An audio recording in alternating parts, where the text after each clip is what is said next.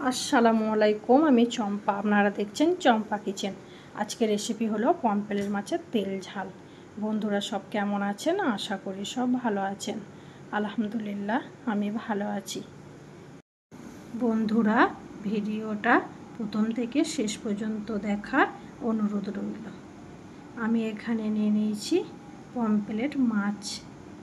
মাছগুলোতে আমি নুন আর হলুদ দিয়ে ম্যারিনেট করে নেব। এরকম করে একটা একটা করে পমফ্রেট মাছগুলোতে নুন আর হলুদ আর লেবু রস দিয়ে আমি ম্যারিনেট করে রেখে দিলাম আধ ঘন্টার জন্য রেস্টে। এবার নিয়ে নিলাম আমি এখানে একটা কড়াই, দিয়ে দিলাম পরিমাণ মতন সর্ষের তেল। তেলটা যখন গরম হয়ে গেল, ওই ম্যারিনেট করা পমফ্রেট মাছগুলো একটা একটা করে তেলের মধ্যে আমি ভেজে নিচ্ছি। এইভাবে 2-4 বার নেড়ে চেড়ে আমি লাল করে পমফ্রেট মাছটা ভেজে নিলাম।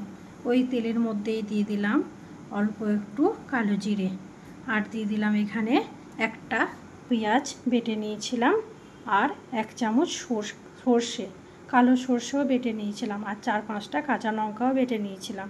দিয়ে দিলাম এখানে স্বাদ মতন নুন, 1 চামচ হলুদ গুঁড়ো, 1 চামচ লঙ্কা গুঁড়ো, 1 চামচ জিরে গুঁড়ো আর 1 চামচ ধনে গুঁড়ো দিয়ে পেঁয়াজটার সাথে ভালো করে আমি কষিয়ে নেব। এইভাবে 2-4 বার নেড়ে চেড়ে আমি কষিয়ে নিলাম। যতক্ষণ না মশলার গন্ধ যাবে ততক্ষণ অবধি আমি কষাবো এখানে। এবার কষাতে কষাতে যতক্ষণ না মশলা থেকে তেল ছেড়ে দেবে ততক্ষণ অবধি আমি এখানে কষিয়ে নিয়েছি। এবার দিয়ে দিলাম এখানে 1 কাপ পানি।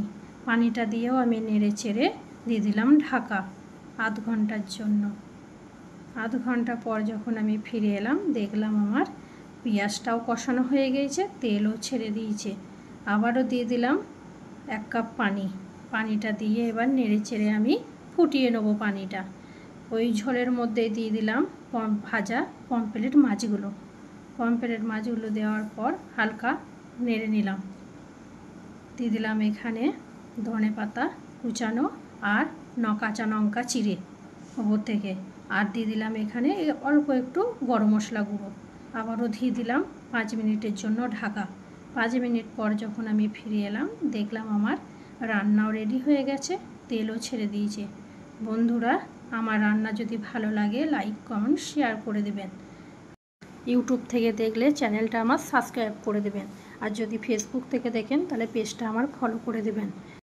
আজকের রেসিপি হলো পমফ্রেট মাছের তেল ঝাল। খুদা হাফেজ।